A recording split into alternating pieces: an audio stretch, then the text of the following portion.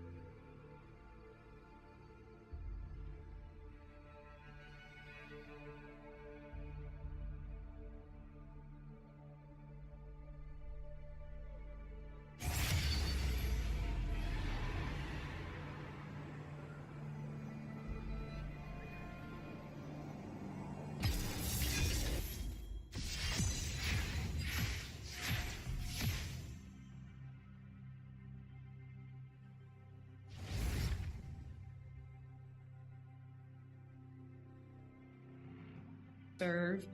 And, you know, they heckled throughout the entire game. That's just a part of sports. You get used to playing through extreme environments like that. And very distinctly, though, you know, I heard a very strong and negative racial slur. And then the next time I went back to serve, I heard it extremely clear again, but that was the end of the game. And so we switched sides, and I went to a teammate that I'm just super comfortable, super close with, and I told her what had happened, and immediately she was like, all right, let's go tell coach. So she came with me, we told our coaches, and they went to the officials. The officials, we saw them speaking with the BYU staff, and then we were told someone was speaking to the student section, and I was like, all right. So, and that was the end of it. And we played our third set on the opposite side of the net from them. And then the fourth set, when we went back to that side, it was almost as though like the atmosphere of the student section had changed. And even like my teammates who were on the bench, like my black teammates who were on the bench who don't play, like they were being called out, pointed at. It was really confusing as to why. And that's when the racial slurs and heckling, it just grew more extreme, more intense. So I know there's been a lot of people saying, oh, we should have stopped playing, everyone should have walked off the court, there should have been immediate protest. But the fact that I saw my teammates and coaches immediately go to the officials right after I told them, like, that was action enough in that moment, and that made me feel seen, that made me feel heard and valued by my team.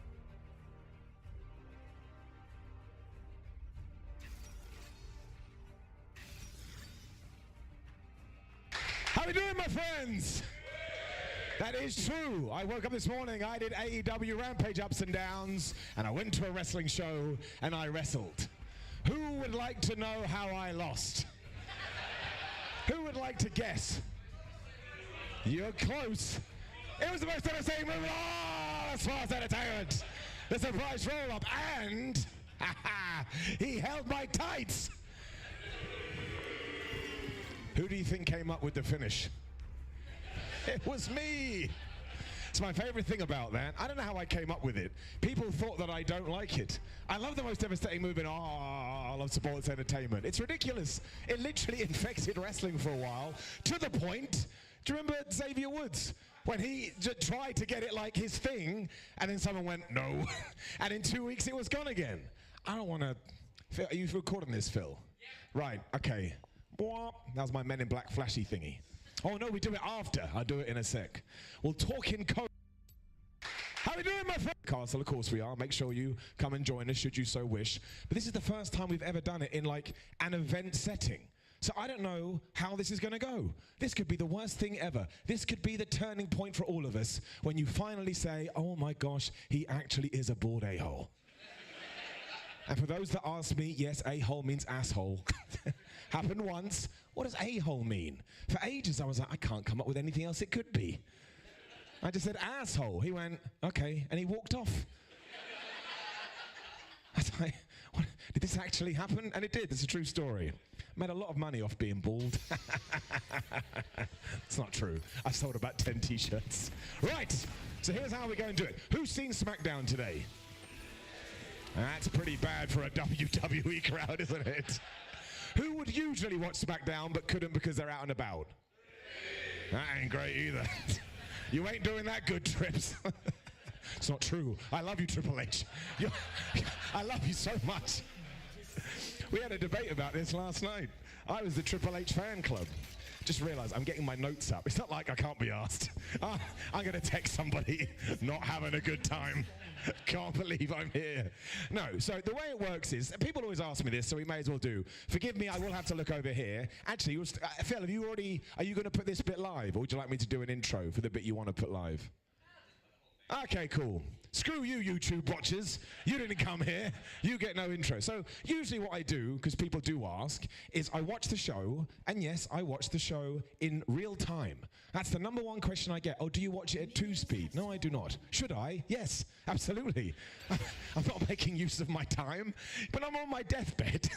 Someone's next to me, hopefully going, I'm so sad you're dying. Or being me alone, going, man, I made terrible life choices. Either way, I'm going to think how much time did I spend watching wrestling. I could have cut it in half, and I chose not to. But the reason I chose not to is simple, because I like to watch it how people watch it, right? I always thought that was massively important. So I shall get up, I shall watch it. I do write somewhat of a script as I'm going, but I kind of just use that as a template, right? It's like a template. I like to ad-lib, I like to have fun. Sometimes an octopus will appear that is that is designed to mock internet fans. Not you. I'm talking, you know who I'm talking about. You know who I'm talking about the people where, I don't know, I'll go with Tony Khan, because we mentioned Triple H twice. Tony Khan could reach out of the TV. He could grab, what's your name, my friend? Chris. Now, Chris is a lovely person, but you were going to embody the internet fan for now. Could grab Chris, could drag him into Dynamite and say, Chris, you are going to be the AEW World Champion. We're going to put the belt on you in 6 months' time. We're going to build you up. You're going to be the man. Everyone's going to love you. You are going to be the biggest babyface anyone's ever seen. And Chris will go, no, I don't think that's going to work. These are the fans. Actually, do you know how the Pesipus came about? Everyone remember the octopus? He's back soon. He's lost in a box. I moved house. If you're wondering how he came about, it's because my girlfriend bought me an octopus. Why? I love her to pieces. She just got this. So I looked at it. He looked at me, and I was like, we could do this forever because you're an inanimate object. And no, I'm definitely going to break before you. And at that very moment, ping! It's like Margaret again. Ping! My Twitter went off, and it's somebody. Somebody said, oh man, if only I had planned this stuff, I would show you the tweet. He said, Simon, you disgust me. I can't believe you gave a down to whatever the hell it was. Let's say Dana Brooke, the 24/7 champion. Dana Brooke has tried so hard. Now, one, crazy. I'm just a dude. I mean nothing. My parents hate me. Like, there's nothing here. But the worst part was, I gave that bit up. I liked it. And you're still giving me hate. And in this one moment, I was like, there it is. I need to get my rage. I don't have a lot of rage. I need to get my rage out. Hence why I decided it was going to be an octopus. Right, that's enough of that. I'm a weird dude. I've just realized as well, I've got my phone on that weird battery power thing. We've got to turn that off because it will keep closing itself down. That's a thing you didn't need to know. Right. Live SmackDown ups and downs. Where was it last night? Anyone know what town it was in? It was the same one that was in last week because they taped spoilers. Detroit. Of course, Hamflet knows. Everybody give it up for Michael Hamflet. And Sidgwick too. The knowledge machines. Also, as we are all here, Sidgwick, I've never got to say this. The other thing I always get, like, we're all aware, Sidgwick sits on one side of the wrestling fence, I sit on the other side of the wrestling fence, but damn it, we're friends. I'm sick and tired of people saying, well, they must hate each other. No, I don't care what he thinks about wrestling, and he doesn't care what I think about wrestling. Boom, right there. There you go. I honestly don't. If you've liked a segment, you win. If you don't like a segment, it doesn't matter. It's just wrestling. It's the most important of the non-important things. Anyway, last night's episode of SmackDown began with a Viking rules match. So we haven't changed that much since the new regime has came in. But did you see this, though? It was quite cool. They turned the ring into a Viking ship. Oh, you saw it, my friend. You're nodding away. Did you think it was cool? Is this going to reach? Yes, it is. Really cool. Really cool. See? He put a word in front of it. It was. You should go and watch it. Now, this was the most wrestling thing ever, because the commentators then went, yeah, it's just no DQ. You know, just built a... Who built it? Who built the front of the boat? Nobody knows. But it was the New Day taking on the Viking Raiders. Kind of weird we didn't hold this off for Clash at the Castle, right? Has anything been announced, or do we only have 6 announced matches for later? 6 matches. That's interesting. I was about to call it a pay-per-view. No. Premium live event. So, I don't know. Maybe something will happen and they'll build to it. But it was actually very, very good because there was no rules. They used the shields as weapons. Of course, everybody got thrown into Barry Barricade. And when it came to the finish, I've forgotten, but it's okay. That's why. Oh, that's right. Ivar missed a moonsault, and then Woods got double powerbombed through like all these tables, and the Viking Raiders win. So this is where we turn to the camera. It is going to get it up, and the main reason is this, and this is why I'm excited about WWE right now.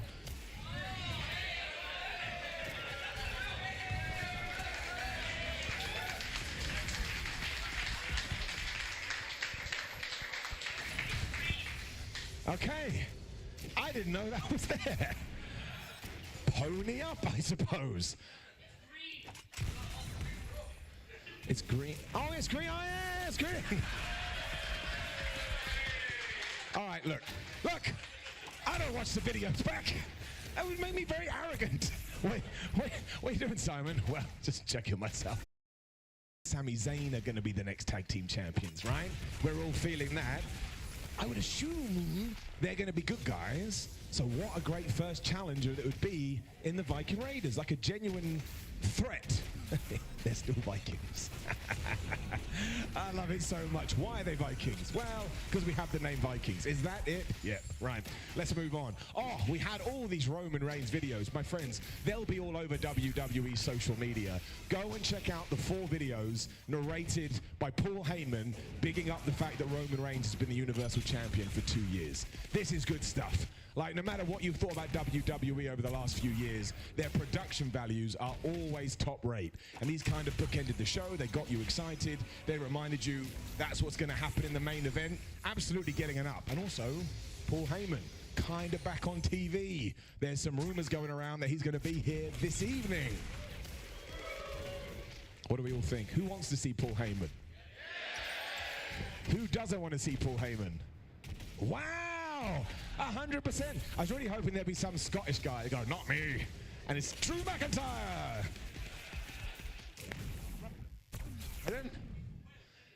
No, he's not. He's Scottish, my friend. He's not from Wales. No, he's Scottish.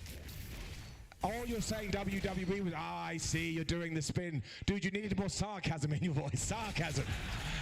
I was about to destroy you. People think I'm nice. I'm not. You give me a microphone and heckle me and get it wrong. Oh my gosh, you did.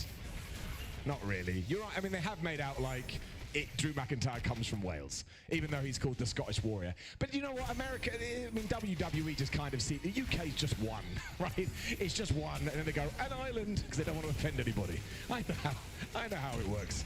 Right. We continued the build to the Roman Reigns stuff because then we had a segment with Usos and Sami Zayn, which is probably my favorite relationship on screen right now. Sami Zayn had done his hair. Sami Zayn was wearing one of the worst suits you've ever seen in your life. And as always, Jimmy and Sammy are doing all the handshakes. Jay's just looking at him like my mother looks at me when I go home for Christmas. You disgrace. You waste of time recovering wrestling with your finger. Why did I give birth to you? I'm like, it's a great point, Mum, but you did it. It's not true.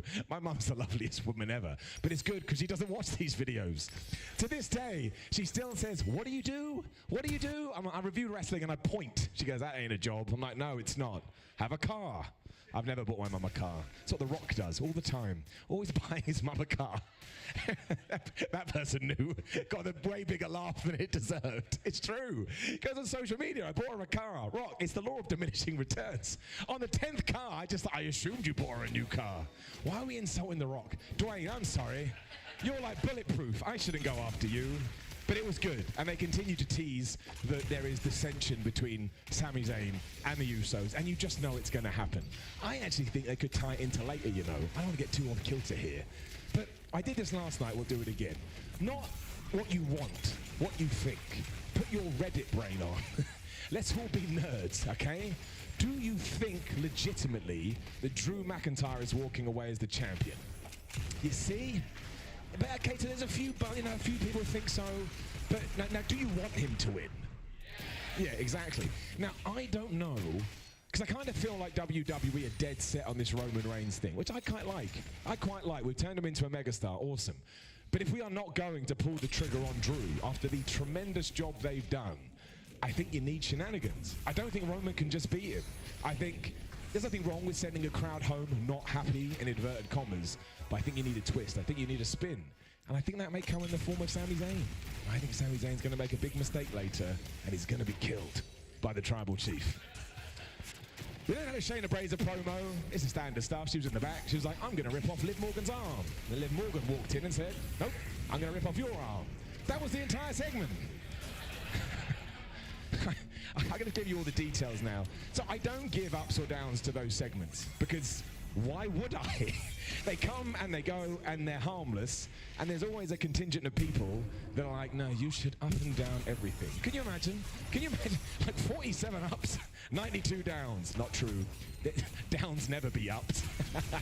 I don't know whether you've realized that. It's supposed to be a positive show.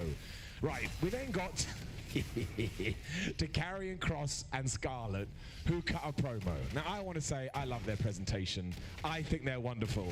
But, as was pointed out to me by my girlfriend who sat down, not for this one, for one in the past when we were watching it, she sat down and she literally, I swear to you, she turned to me and she said, why is he so obsessed with clocks? I was like, I don't know. He just says TikTok a lot. And Drew McIntyre had the best thing, right? He's like, you've got a sand glass thing. That doesn't go TikTok. You turn it upside down. It's sand. However, they have fantastic presentation. It was their debut on the main roster, as the commentators told us. I was freaking out. No, he lost to Jeff Hardy, damn it. But he didn't. He came out with his NXT entrance, which is absolutely badass. Does anybody not like that entrance? There you go, you see, it's fantastic. And I imagine not everyone here is a super duper fan of Karrion Kross, right? Of course not. You're going to have your favorites and the ones you dislike. But that thing turns him into a star. He came out, he beat up Drew Gulak. It was a squash, beat him in 30, 40 seconds or whatever it was. I don't know, who has seen SmackDown? There you go, over there. Was it meant to be because his name's Drew? Was it that lame? It felt like that, didn't it? It felt like, oh, he wants to beat up Drew McIntyre, so beat up Drew Gulak. I mean, okay, whatever. I actually quite like Drew Gulak, underrated talent. But of course, we are giving that an up. It was fantastic. It was really, really good. And I think the rehab with Karrion Kross, way, pony up. Don't gift that. Out of context, I'll get in a lot of trouble. Okay, so getting up. Then it was the Ronda Rousey segment. So this was quite a sports entertainment heavy show. That's okay. I'll be honest with you, I like sports entertainment. I like a bit of nonsense. Actually really good. So Ronda Rousey came out and was all like, I shouldn't have been suspended. All I did was beat up innocent people. I was like, Ronda, you should be in jail. Like, that's what happens in the real world. And Adam Pearce arrived. I really like Adam Pearce. Does anybody else really appreciate Adam Pearce? That was decent enough. There you go, Adam, my bald brother. Get that all the time. Are you his brother? It's like, there's millions of bald people, bro. Like, do you, and don't mention the other one, you sick-minded people. All right, who wants my story? We'll do it quick. We don't do this lot. So when I first started doing the What Culture thing, genuinely, I'll just say his name, Johnny Sins. How you doing? There's the comments for that video gone. I didn't know who he was. No one ever believes me. I didn't watch Johnny Sins pornography. I didn't watch it. What can I say? What a terrible person you are, Simon. I had, I'll use wrestling lingo, even though it makes me cringe sometimes. I had a shoot job, brother. And I was sat there, and I was like, Johnny Sins? In an office. I Googled Johnny Sins. And then I had to go, knock, knock. Hello, boss, who definitely monitors traffic on his, I don't know what you call it, interwebs. I just Googled a porn star. I'm really sorry. And the real problem was, I said, why did you Google a porn star? And I was like, he's not meant to know I'm doing these videos outside of hours. I just said, I really like porn. And I left. That's the option I picked. I died on that hill, and I was fired a week later. It's not true, I wasn't. I can't remember the excuse I did give him, because I didn't tell him about the videos. That may have been real. Anyway, Ronda Rousey says, Adam Pearce cut it. Ronda Rousey's mad, right? She's fierce. I'm so angry. So Adam Pearce comes out and basically says, you know, you did beat up some security guards, so I get it. However, Ronda has a letter from the magical board of directors, whoever the hell they're supposed to be, saying while what she did was a very bad thing, and she's very naughty, she is now unsuspended, but she is on probation. Right? So, I don't know about you, please correct me if I'm wrong. To me, probation means is you're allowed to walk free, but don't do the thing that you did that made you in trouble in the first place, otherwise we'll put you back in jail. So then she beat up Adam Pearce. However, I did think this was really, really good. Adam Pearce kind of played the heel here, or at least more heelish than he has done for a while. And I don't know, and I've got no problem with this whatsoever. I don't know whether they are actually trying to turn Ronda Rousey into a Stone Cold Steve Austin-esque character, and Adam Pearce will fill the Vince McMahon role. And I think that works. It's been, what, 20, 30 years? No, 20 years since we've done that. And I know we've had offshoots of it, but when you kind of flip the switch that much, I actually think they could pull it off. So let's get it up. Well done, guys. Way, pony up. Do it again. Oh yeah, this bit was incredible. So, I can't remember what it was now. Sami Zayn intercepted a present. I think it was some flowers for Roman Reigns, or was it flowers? It was flowers. There was a card in it, and the card said TikTok. It's like, Carrion, could you come? Right, this is pointless. This is pointless. Because, well, it's not threatening. He may as well have written "Love from Carrion," and it would have had exactly the same impetus. Why did he send flowers? Why didn't he right, wrestling, let's say it's real. Why didn't he kick the door down with a knife and go, "I'm gonna kill you, Roman Reigns. I'm gonna kill you." Then you'd be like, "Shit, dude, I wanna mess with him." It's funny though. Give it an up. I'm not giving any downs on the live episode of Ups and Downs. Look at me. I'm reading it. This is the most uncredible thing ever. Is that a word? I don't know. That's what I get all the time. Simon, you're not credible. You're not credible. I hosted the show the other day in a beaver outfit. Like, I got no credibility. Of course I don't. I don't want any. I lie, we do have a down. I just got to my next note. Right, it was Hero versus the Maximum Male Models. What do we think of the Maximum Male Models? Just noises. Yeah, see, I like them too, because they're dumb. I like dumb stuff. I like their entrance. It was all like, oh, we're going down a catwalk, and they were wiggling their hips. And then it was, we got to read notes for this. So it was Hero versus them. Los Lotharios came out. They pretended they were going to hit B-Fab. That cast a distraction. And then Hero went, well, we don't care about that. They hit the heavy hitter, I believe it's called. And they got the 1, 2, 3. Then Los Lotharios were back. And then the Street Profits came out. So basically, you can see what we're doing here, right? We're going to have a big old tag team match, Street Profits and Hit Row versus Los Lotharios and Maximum Male Models. Now, on paper, I think that's great. But when I watch this segment, it's not working. It's just, I like the gimmicks on both sides. And it kind of feels to me like WWE has gone, well, we don't know what to do with you, and we don't know what to do with you, so let's just throw you into a feud and see what's going to happen. It's all perfectly fine, but we grade on a curve on Ups and Downs, and I think SmackDown has been on fire recently, and I think the problem I have with it is, I think I've talked about this before with the 24/7 championship. I want the goofiest stuff ever. I want stuff that is so bad, I want to die inside. That's really what I want. Whereas we have the characters here, we're almost treating them too seriously, which is strange. I think I'd rather they were super dumb. It was a quick match, but I would rather Hit Row with just like, I don't know, beat, what's his name, Mansoir? That's right, isn't it? Beat Mansoir, and then Mansoir rolls out the ring, but he like catwalks back up the curtain. It's the kind of stuff I want. Now, it feels a bit too mean to give it a down. You can decide. There we go. I can use the audience. Does it get an up? Right, there's a down. Sorry. Sorry.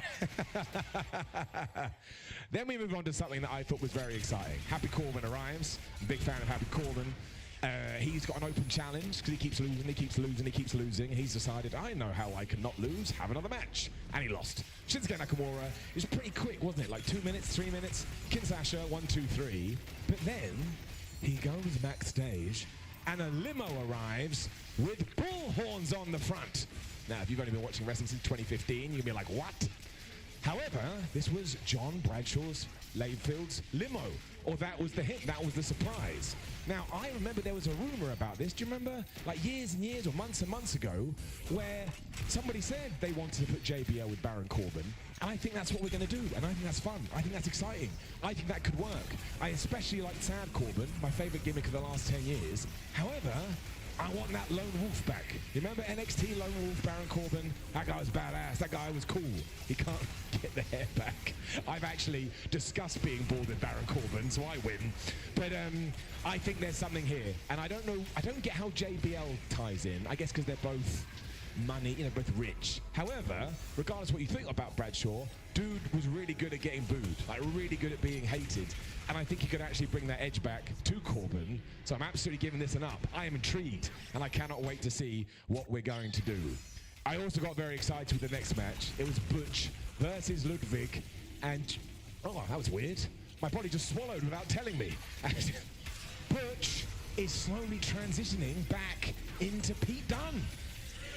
Right? He had the hair, he had the weird brown costume, he was the bruiserweight, and he won with the bitter end, which I also think is quite a big result, right, against Ludwig. He's been pushed half decent. Obviously, he's teaming up with Gunther / Walter, whatever the hell you want to call him. Everybody was Charlie Walter. They got to go back to it.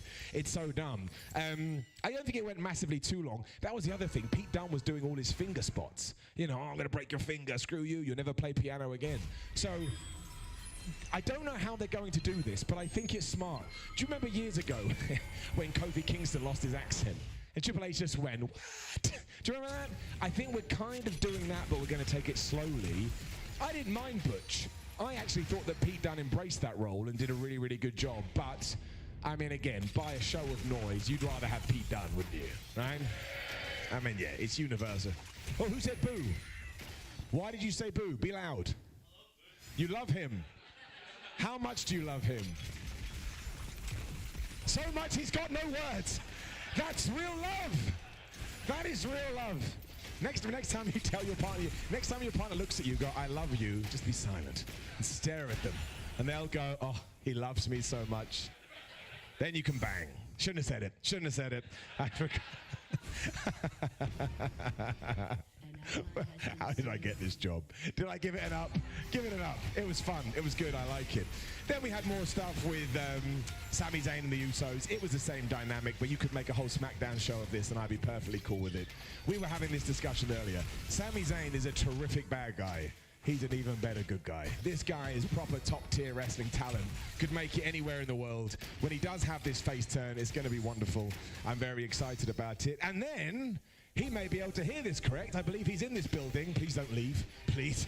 Tyson Fury announced he will be at the Premium Live event later.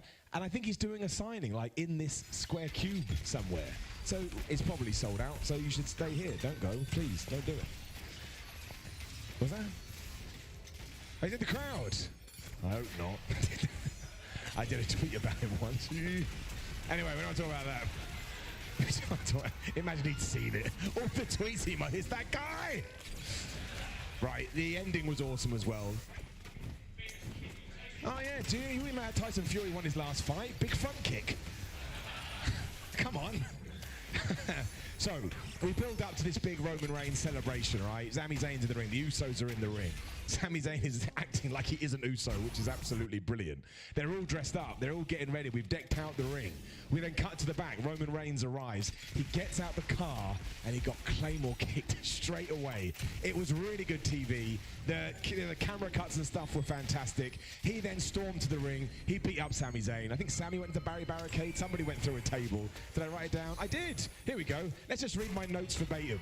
This was 4:30 a.m. notes. Chair on Sami. Jimmy through Alan announce table. Spear Jay through barricade. Said he was going to kill Roman. And then, this is the most mean note ever. Awesome. What a flipping nerd. So, it is going to get an up. SmackDown overall is going to get an up as well.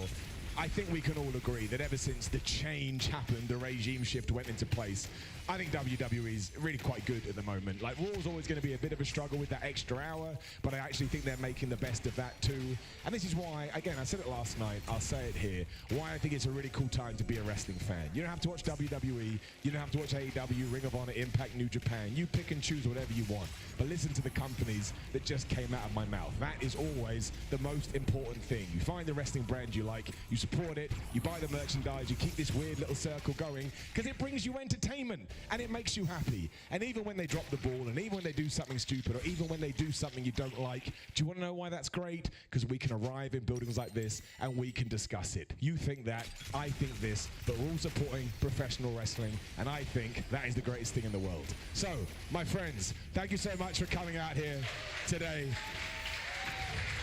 Remember,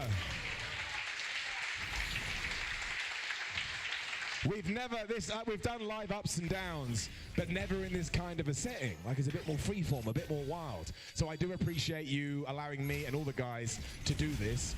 And other than that, I've got nothing else to say, which is a rarity. Take care of yourself. Like, share, subscribe, leave a comment below. WhatCulture.com. Follow us on social media. Watch more videos. Yeah, that's what we do. My friends, thank you very much for coming. I will see you right over there. Goodbye. Privately and publicly this year in January. I gotta ask you about that. So there's like generic conversations about sort of cancel culture and all those kinds of things, but as a human being, this to me is fascinating. Sort of there's the N-word highlight video, there's the criticism of the different guests, whatever the side is on the COVID pandemic, and there's a mass amount of attack on you. Outside of being a public persona, outside of being a comedian, podcaster, you're also a human being. So how did you survive that? How did you sort of walk through that fire? Because you seem to do it with grace. I used mushrooms. That was one way I did it. Yeah. Really?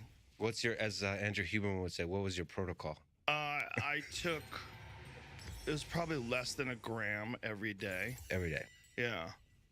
And I did a lot of like really hard working out, but also, I mean, there's a great benefit to going through anything difficult. And if you're aware, like in advance and while and during, like anything that's going to happen that's very difficult and troubling, the great benefit is it gives you an opportunity to grow. It gives you an opportunity to express yourself under pressure, to show your character, to show who you truly are. And it gives you an opportunity to see how you handle a very difficult situation. It also was fascinating as a person that's involved in media, right? Because what we're doing right now is media, even though, you know, it seems like podcasts seem like we're just having a conversation, right?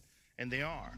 In that sense, it's kind of the purest form of media, because what you're doing is you're doing it without any fanfare. You're doing it without any, there's no executives looming over your head or network or big meetings about ratings or any of that stuff.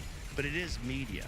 But what I got to see is the wiring under the machine of how the rest of media would try to take me out.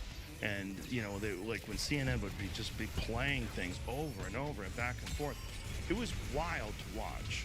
What was also wild to watch was people's responses, because I gained 2 million subscribers during that time. Like, the podcast never got bigger. It just kept growing and growing. It had never been bigger than it had been, like, at the end of all of it. It just made it bigger.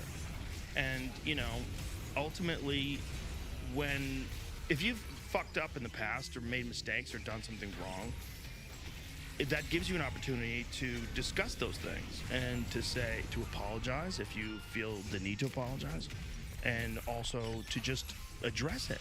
And so people under that kind of pressure, it's an opportunity for them to understand how you think about things. Honestly, how you actually honestly think about things. And there's no more honesty that you get out of a person than when that person is under extreme duress. You know, so I think in that sense, I mean, it's horrible to say that it's a benefit, that it's a good thing that it happened, but it was a benefit. Can you see how it can break a person? Yes. I've gotten the chance to experience small attacks here and there. Yeah. Ones that get to the core of things. Like even just talking to about Russia and Ukraine, to Stephen Hawking or Oliver Stone, looking at different perspectives, you gain for me, feeling like a sizable number of people who really don't like you. Yeah. And say things about you that are that may be cut deep for a reason I don't understand why. It's just my own psychology. Well, it's also because you can't defend yourself, because they're saying it and you're not there, and you don't have any opportunity for a rebuttal. And if you do have a rebuttal, you're doing it publicly and you're opening it up to the whole world to chime in. And there's a general tendency that people have towards negativity when they're interacting with strangers online, especially about controversial subjects. And even if it's only 10% of the people, it's 1 out of 10. That's a lot. That's a lot of negativity when you're dealing with thousands and thousands of tweets. Yeah, and I think maybe I'm just a very self-critical person, but I hear their words and I probably somewhere deep inside see the truth in the criticism, in some aspect of the criticism, and that's why it hurts. Well, but it's one aspect of you, Right. you know. But when you're reading it, it's so it's boiled down to this one thing, as if that one thing defines you totally. Like if you've made a mistake, if you've said something that you shouldn't have said, or if you said something and, you know, maybe you should have considered it more carefully, given the gravity of the situation, you know, that's just a part of being a person. And it's also part of being a person where you're communicating with things publicly in real time, thinking out loud, which is what we do. You know, it's complex, and most people don't do it. And you're going to have genuine hot takes where people just see what you said and go, why did he say that? Fuck him. You know, he doesn't know anything about, he doesn't live in Ukraine. You know, it's like there's people that are going to have takes on that in that way. And then there's also going to be these disingenuous people who just use any kind of controversial topic or subject as an opportunity for them to get clicks or views. But the number of those people can be quite large. Quite large. And so, going back to, do you think it can destroy a person? Because I kind of worry about this. And you're, in many ways, but in this way, an inspiration that it didn't seem to have destroyed you. But I kept doing shows. I kept doing stand-up. I ignored everything. I didn't read any of it. So it is possible to just ignore. 100%. Yes. Yeah. I ignored it all. But you have, like, I knew it was there. Like, your family didn't bring it up. My your close family was friends. very aware of it. My wife was aware of it. What was the conversation like? If your wife is aware of it, is there like a rule? Don't bring it. Pretend it's not happening. No. Just like what? Well, I tell her, don't ever read. Pass the green beans. I don't ever let her like read negative articles to me. You know, I don't want them. I don't care. I go, that's a person's opinion. You take a person's opinion, you write it down. It doesn't give it any more relevance. Like that person, you know, could have had that opinion in silence. They could have had it with some friends at dinner. They don't like me, whatever. I don't want to read it. I don't want to absorb it. I don't even know them, especially if I'm not there. And especially if it's some biased and it's not an objective opinion of me. It's this, you know, they have a narrative and they want to stick to that narrative and they want to write an article and they piece it all together, make you look like a piece of shit. And that's their prerogative. They're completely allowed to do that. But I shouldn't absorb that. I shouldn't take that in. You're not supposed to be taking in the opinion of the world. Yeah. You're supposed to be taking in the opinion of small groups of people that you encounter so that you get an understanding of how you make them feel. And then maybe you say to yourself, maybe I come across too rude, or maybe I come across too insensitive, or maybe I could do better in this way or that way. That's how we sort of shape our personalities, and that's how we develop our social skills. But when the people don't know you and they have this like distorted narrative of you, and you know there's fucking millions of people. There's so many people. You can't I think be there's billions sane. now, actually. I mean, millions of people that are like communicating about something. Like during the height of the attempt to cancel me or whatever that is. I don't know how many people were involved in that. People take this kind of stuff seriously, but the problem is the false narratives take hold, and then you have meetings, you have groups, it builds on top of each other, and there's this outrage, and then it reaches you at some point, and it can just have these destructive effects. And it does. Can, but it also sometimes doesn't, and in my case, it didn't. It didn't work. What lessons did you draw from that? Mushrooms, exercise. Mushrooms and exercise. Exercise is critical. I don't think the mushrooms by themselves will work. But that's the thing that I use for everything, is the brutal exercise. Like my exercise routines are horrible, and because of that, everything else is easier. I create my own bullshit, and my own bullshit is so much harder. And it's not just that; it's also sauna and cold plunge and these torture sessions, enduring those, when you endure those, it makes enduring other things much easier. And it's also an understanding of what's happening. Like, you have to know, like, media. You have to understand, like, what the hot take, YouTube, social media, podcast, ecosphere is doing. Like, if they're talking about, Lex Friedman said this, and we have to comment on that, and, Lex gets canceled in all capital letters on a YouTube clip. And if you watch that, you're fucking crazy. What are you doing? Absorbing all this negativity? It's not good for you. You are you. You know you. And you know generally if you've made a mistake. And you know generally if people are upset with you. You posted this awesome video on your Instagram of a woman who was being interviewed in the late 1920s, maybe. Yes, yeah. And she's close to 100 years old. So she's lived through the Civil War, through World War I. She was at the time living through the early days of the Great Depression. So I was just looking back, what have we as a human civilization in recent times survived, especially in the United States? You're talking about the 2 world wars in the 20th century, the Great Depression, the Spanish flu, the pandemic at the beginning of the 20th century. Yeah. What did we do in the United States? 9/11. If you think of what are the traumatic events that shook our world, it's 9/11. It made us rethink our place in the world. The pandemic. Pandemic is a huge one. One of the bigger ones, because it also really accelerated and exacerbated our anxiety, which people have a certain level of anxiety already, especially sedentary people. They have a very high level of anxiety already because I don't think they're giving their body what it needs. I don't think your body has certain requirements in terms of movement, and when you deny your body those requirements, I think there's like a general level of anxiety that exists in almost everyone. And then you have people obviously that have mental health issues, and that also exacerbates the anxiety. The lockdown exacerbated the anxiety. Losing loved ones to the pandemic exacerbated anxiety. And then there was the division, the different schools of thought, the people that were never going to get vaccinated no matter what. I ain't trusting it. People that thought there was microchips in there. People that thought that, Fauci's the demon. And there was a lot. And there's also like political leanings. The right-wing people tended to not want to be vaccinated, whereas the left-wing people, for whatever reason, all of a sudden are trusting pharmaceutical companies, like explicitly. It was weird.